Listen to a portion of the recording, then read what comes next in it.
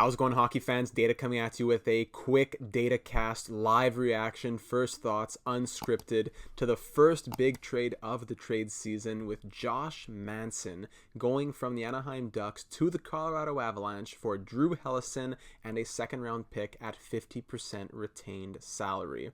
It's an interesting trade, as Josh Manson definitely was going to be moved here at the deadline. Expiring contract, $4.1 million cap hit. The Avalanche wouldn't have been able to take on that $4.1 million cap hit, but with the LTIR status of, where am I going to find it here? I don't even know where it would be, but of Gabriel Landeskog and Samuel Girard at the moment. That's what frees up some cap space. They do give up their second round pick here in 2023. So in 2022, they still have their 3rd, 5th, 6th, 7th, but now in 2023, they're already without their 2nd and their 4th. Interesting that it didn't cost them a first, especially with 50% retained. It's interesting. I thought the market would have been there for Josh Manson, one of the higher-ranked defensemen on the TSN trade bait board.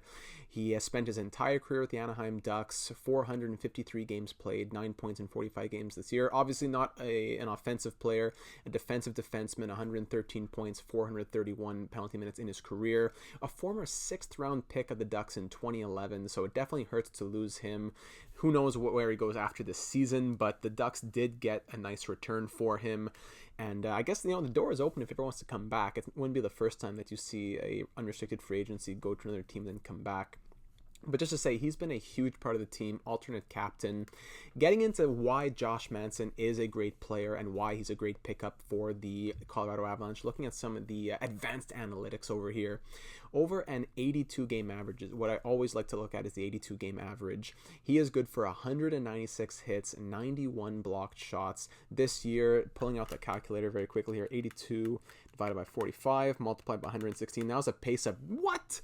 211 hits he's on pace for. That's wild. Wouldn't be the first time he hits 200, but he's on pace for 211 hits. He is a huge physical presence, and he is very much going to help the Colorado Avalanche. Looking at some of his metrics here, I like looking at goals against per 60 minutes at even strength, and those are only at 2.3 actually. Very impressive numbers on some not so great hockey teams. So you can put some trust in Josh Manson for sure at even strength at all situations. So power play and shorthanded. 2.7, not crazy. After a few years in the threes, he's getting it back down. Possession metrics, on ice save percentage. So when Josh Manson has been on the ice for the last 450 games with Anaheim, the team has had a 92.1 save percentage. Pretty average, but like compared to other names that you'll see in the league, but not below average, not crazy above average. It's the hits, the physicality, and I guess the responsibility defensively that makes him such an interesting target. And the Avalanche pounced early. We're still, over a week away from the trade deadline, and the Avalanche have spent a second-round pick, and they moved a very good prospect in Drew Helleson. Not a lot of people know about this guy.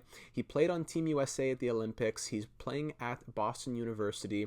He is a former second-round pick, 47th overall, exact same as Samuel Girard, a 47th overall pick. He was drafted in 2019. He's played for the U.S. National Under 17-18 team. At the World Juniors, he had scored 4 points in 7 games. At Boston College, has 15 points in 22 games right now. Just to throw it out there, interesting comparison I just thought of, because when you think of Boston University, you think of Charlie McAvoy. McAvoy scored 25 and 26 points in his 2 seasons of close to 40 games. Drew Helleson, in his season right now of 32 games, has 25 points, which is already as much as McAvoy had at Boston College. So not to say that Drew Helleson is the next Charlie McAvoy, but he's on pace for some very nice numbers at the same level that Charlie McAvoy was putting up those numbers. So 25 and 32, just keep in mind, McAvoy did pretty much the same thing, and it took him a few more games than that. So will those numbers translate to the NHL? I think so. Drew Helleson is going to do well. And just pulling out the DB page, love looking at the hockey DB page, which always gives a nice little picture and everything nice and clean as well. I like all the how everything is listed here. You can see a lot of things together, Olympics and all that. He had an assist in 3 games, 4 points in 7 games of the World Junior, etc. But he's 6'2". He's 20 years of age, from Minnesota. He is going to be a good NHL defenseman. You know, add him to whatever the Ducks defense looks like in a few years, whether it's, I don't know if Cam Fowler is still going to be there and so forth, but, you know, you still got Jamie Drysdale. You still have, just off the top of my head, I don't know, it's tough because, you know, is Hampus Lindholm staying, whatever. But that's the thing. If Lindholm is leaving, if Manson is not coming back, it's a good thing that you have Helleson, you have Drysdale, and some other names too. If I just go and, like I said, off the top of my head here, didn't really sit down and think too much before doing this, just wanted to start thinking about it. In the system here, a lot of good forwards, definitely, but Larson, yeah, but obviously one of the older ones. Zellweger, Gooley, one of the older ones. Again, not all of them have panned out a ton, so it's good to have a more of a marquee name in Drew Helleson. Right away goes to the top of the depth charts, right below Jamie Drysdale. Older core for sure. Cam Fowler signed, so I'm sure it'll be Cam Fowler leading the future. Just trying to make some thoughts on them. So the Avalanche, not sure if it's going to refresh here, but it was a great deal for them. Joe Sakic and Peter Forsberg and everybody, they're just sipping hot cocoa in the Alps tonight. There he goes. The second round pick is now gone from 2023, and they have Manson right there at 2.05. So it's pretty tight. You can see right here in the money situation. But the Avalanche are pushing for it. They're definitely cup favorites. They're up there with teams like the Panthers, but I'd be surprised if less than like 80% of people don't have the Avalanche as their Stanley Cup favorites.